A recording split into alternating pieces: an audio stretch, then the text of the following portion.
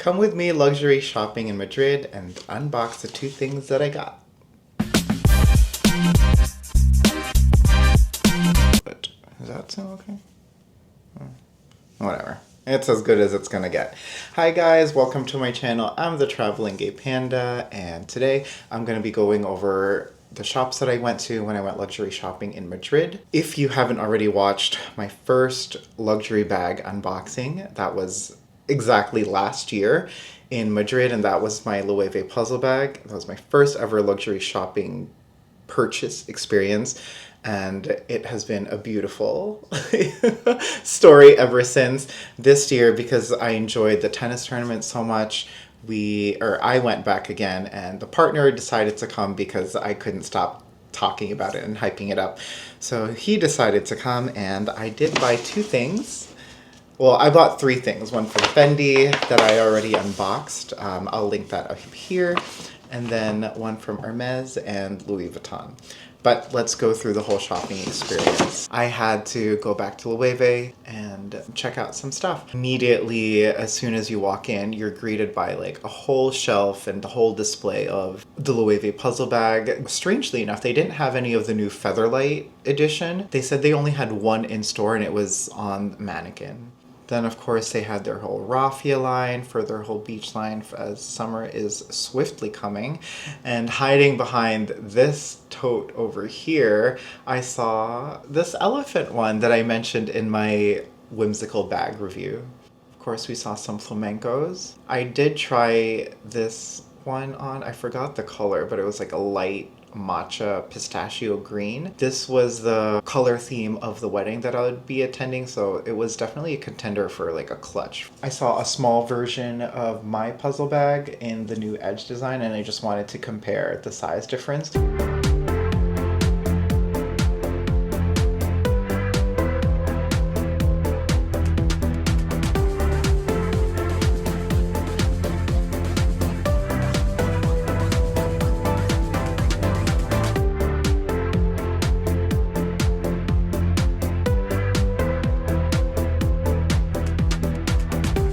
Few more of the summer displays, and I clocked this pebble tote bag in raffia, and I think it would just be perfect for the summer. Some more flamencos and even a squeeze bag that I don't see too often. I honestly thought that it was going to be the puzzle bag and then the squeeze bag that was going to be their iconic brand lines, but I just haven't seen it as much. And then behind here, hiding in the back, is the flamenco in deerskin leather, but it's in the green color. And I love the color green. Green is my favorite color, specifically like lime tennis ball green. This shade of green is not my favorite, but I decided to try it on anyway just to feel what the deerskin was like. It's like very rugged and masculine, but also very smooth and like flexible. So it was a good mix of, you know, feminine and masculinity. The color just wasn't selling me.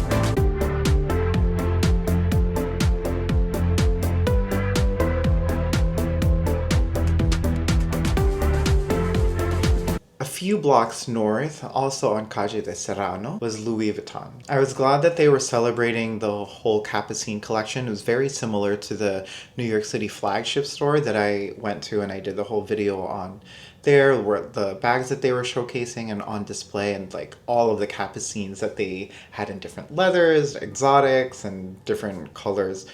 Fantastic.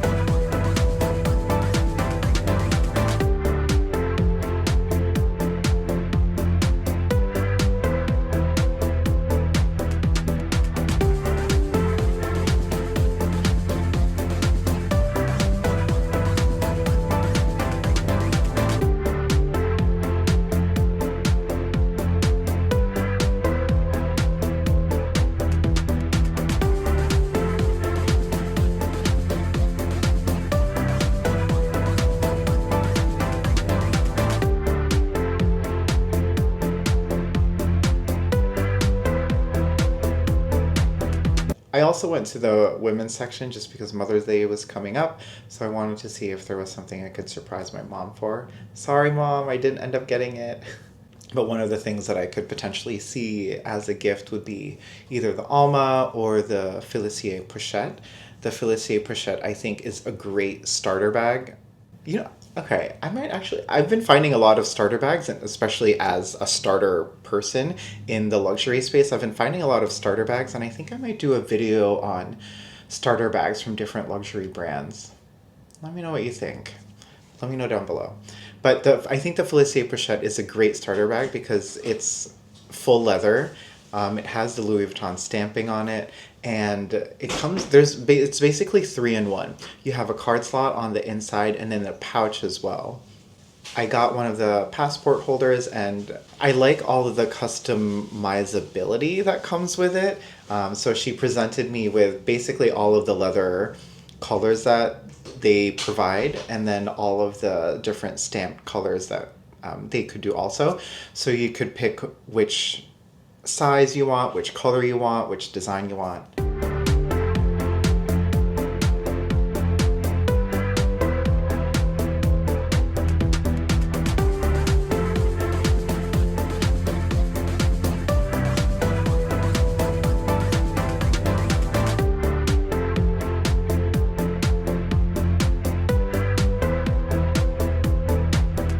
And we are finally here, so let's unbox it.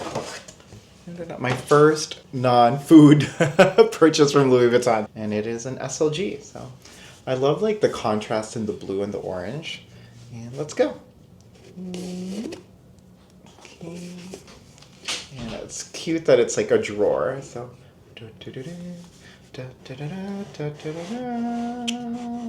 Oh, comes in a dust bag. Nice. And ta-da! Is it this way? This way? This way. Okay. So I'm just gonna hide my initials here, but I did get them stamped. But so this is the outside first. It's in beautiful leather, embossed. I still don't know the difference. Embossed, debossed, some sort of boss, final boss.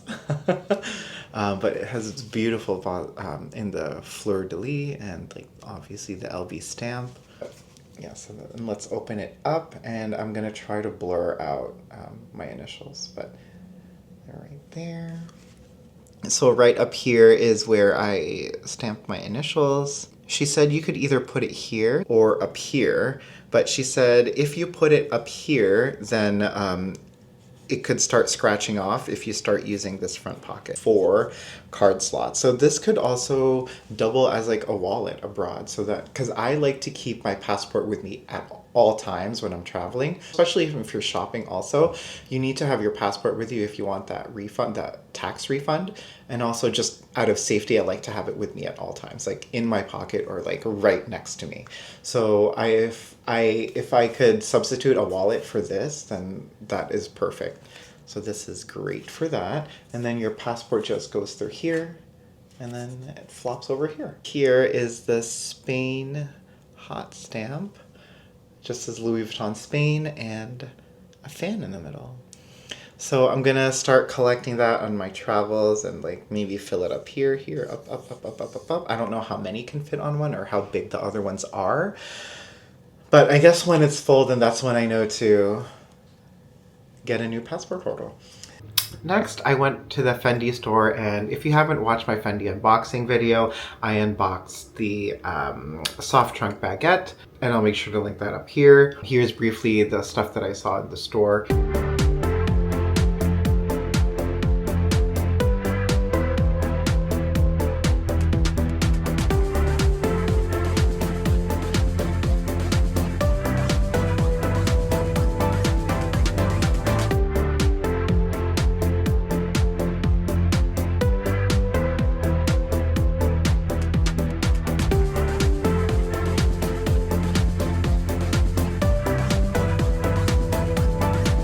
I love this one with like this chevron knitted pattern. And this one in, I believe it's a croc, and I love the ombre finish to it. It reminds me of like a really like deep burgundy sunset.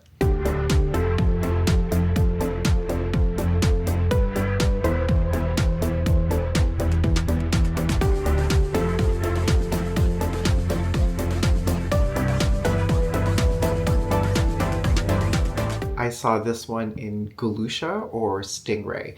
I don't know how people feel about exotics. I don't have any.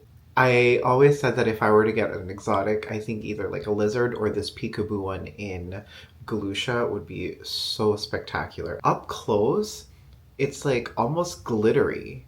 Last stop I went to was Hermes. There are two Hermes boutiques. There's one along in Salamanca along Calle de Serrano, or like a little side street off of it, and another one closer to like Gran Via, which is a smaller one than the one in Salamanca. The Salamanca one was okay. It was actually still pretty small. It was like smaller than any of the Hermes boutiques in like New York City or in Paris. There wasn't much there that I could find. I'm sorry I didn't really get to take pictures, but just quickly, I bought this one because I was due for a refill, and that is the, why is this not coming out? Ta-da! It is the Terre D'Hermes de Parfum, except this one's actually Eau de Toilette because it is not a cologne or a perfume. Well, they do have this in the cologne perfume scent, but this one is the deodorant. I use this on a daily basis. I think as a perfume, it's very strong scented, but as a deodorant, it's a little more subdued and subtle. So it's not too overwhelming when you use it, and I love that about it. Open up. Inside, oh! Huh. I don't know what that means. It says recharge refill. So is this just a refill or is this the actual bottle? Oh no, it's the wrong one. I think this is the actual... Oh no! I had asked her, oh no, I had asked her for the deodorant one, but I think what she gave me was the cologne. Because I was like, oh, I don't need the cologne, I need the deodorant one that comes in, like, it's not aerosolized, but it's just a spray, and it comes in like a metal can, and she pulled this one, and she was like, oh, it's this one.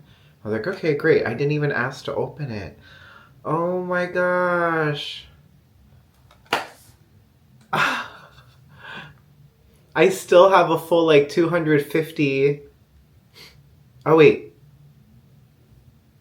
Oh, wait, hold on. Maybe this is a refill. Oh, okay. No. I was wrong.